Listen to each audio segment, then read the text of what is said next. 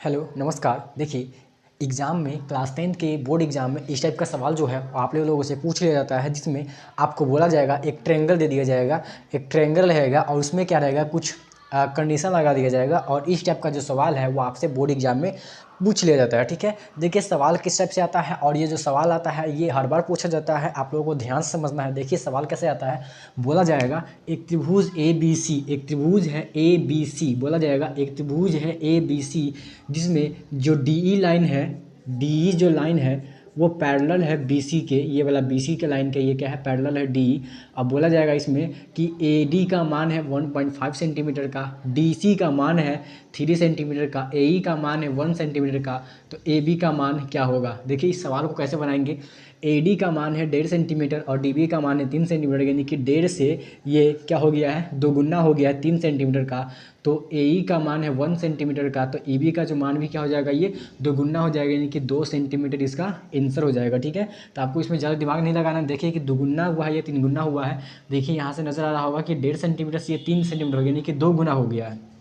उसी प्रकार से यहाँ से ए ई का मान 1 सेंटीमीटर दिया हुआ है, तो ई बी का मान भी यह क्या हो जाएगा, दोगुना हो जाएगा, यानी कि 2 सेंटीमीटर इसका आंसर हो जाएगा। ठीक है, चलिए अगला सवाल देखिए। अगला सवाल है एक त्रिभुज ए बी सी है जिसमें डी जो लाइन है वो पैरेलल है बी सी के, यानी कि डी जो लाइन है वो समानांतर है बी सी के।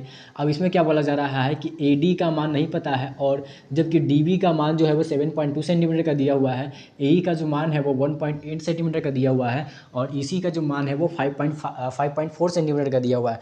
तो इस प्रकार से हमें जो मिसिंग है उसको कैसे निकालेंगे, तो आपको कुछ नहीं करना है, बस फ़र्क देखिए, फ़र्क कितने का आया है। तो 1.8 सेंटीमीटर जो है वो ए ई का मान दिया हुआ है और ई सी का जो मान दिया हुआ है वो 5.4 सेंटीमीटर का दिया हुआ है। हम थोड़ी देर के लिए अगर हम पॉइंट को भूल जाए तो ये लिखा हुआ है 18 और नीचे लिखा हुआ है 54, यानी कि आप अगर देख करके अंदाज़ा लगा सकते हैं कि 18 से 54 जो हुआ है वो 3 गुना हो गया है, यानी कि 18 से 54 यानी कि 3 गुना हुआ, यानी कि 3 गुना हुआ, यानी कि 54 का अगर हम 1/3 कर दें तो वो कितना आ जाता है, 18 ही आ जाता है। इस प्रकार से अगर हम 7.2 का अगर हम 1/3 कर देंगे, यानी कि 7.2 का अगर हम 1/3 कर देंगे तो उसको कट करके आ जाएगा 3 दूनी 6 और 3 चौक 12, यानी कि 2.4 सेंटीमीटर। इस प्रकार से इसका जो आंसर आ जाएगा वो आ जाएगा 2.4 सेंटीमीटर का। ठीक है, चलिए अगला सवाल देखिए। अगला सवाल है, बोला जाएगा इस टाइप से भी सवाल आ सकता है जिसमें बोला जाएगा त्रिभुज पी क्यू आर है जिसमें ई एफ जो है, अब इसमें क्या बोला जाए, इसमें सवाल ही पूछ लिया जाता है उल्टा, इसमें पूछेगा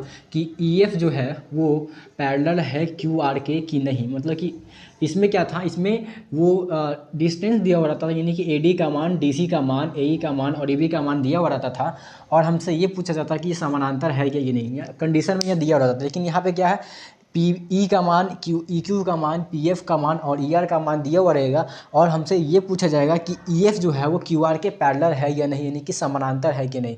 तो हम कुछ नहीं करेंगे, बस कुछ कंडीशन लगा करके चेक कर लेते हैं कि ये पैरेलल है कि नहीं। तो देखिए पी ई बटा ई क्यू, पी बटा ई क्यू कर लेंगे और पी एफ बटा एफ आर कर लेंगे।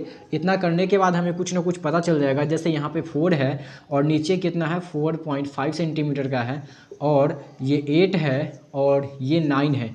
इस प्रकार से यहाँ से अगर हम इसको डेसिमल हटाते हैं तो ऊपर में क्या हो जाएगा, 10 आ जाएगा और इसको अगर हम काटते हैं 5 से, तो 5 × 8 = 40, 5 × 9 = 45, यानी कि 8/9 जो है वो इधर भी आ रहा है, 8/9 इधर भी आ रहा है। इसका मतलब इसका जो रेशियो है वो 8:9 और 8/9 का है।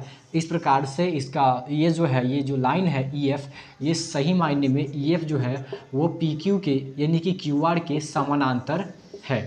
ठीक है, अगला सवाल जो है वो इसी प्रकार का सवाल है जिसमें बोला जा रहा है कि पी क्यू आर एक त्रिभुज है जिसमें पी ई का मान जो है वो 3.9 सेंटीमीटर का है, ई क्यू का जो मान है वो 3 सेंटीमीटर का है, पी एफ का जो मान है वो 3.6 सेंटीमीटर का है, एफ आर का जो मान है वो 2.4 सेंटीमीटर का है। तो पूछा जा रहा है कि ई एफ जो है वो क्यू आर के समानांतर है कि नहीं, यानी कि ई एफ यानी कि ये वाला जो लाइन है वो क्यू आर के, यानी कि ये वाला लाइन के समानांतर है कि नहीं।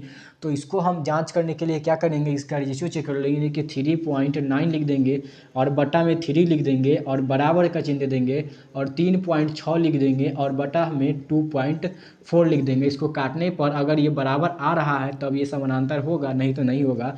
जैसे दशमलव काट दिए हैं इसको उड़ाते हैं तो नीचे 30 आ जाएगा, और इसको काटते हैं तो 3 दहाई के 30 और 3 तेरह तिया 39, इसको काटते हैं तो 8 और इधर आ जाएगा 12, 12 तिया 36, यानी कि 13/10 आ रहा है इधर, और इधर कितना आ रहा है 12/8। ठीक है, इसको और हल्का कीजिएगा तब भी ये बराबर नहीं आएगा। इस प्रकार से ये EF जो लाइन है वो QR के समानांतर नहीं है, जबकि यहाँ पे था। ठीक है, अब इस टाइप का जो सवाल है वो बोर्ड एग्जाम में पूछ लिया जाता है। कैसा लगा ये वीडियो आप नीचे कमेंट बॉक्स में ज़रूर बताइएगा, और हमारे चैनल पर पहली बार आए हैं तो चैनल को सब्सक्राइब कीजिए और इस वीडियो को लाइक कीजिए, अपने ज़्यादा से ज़्यादा दोस्तों के साथ शेयर कीजिए। फिर मिलते हैं अगले वीडियो में, तब तक के लिए जय हिंद।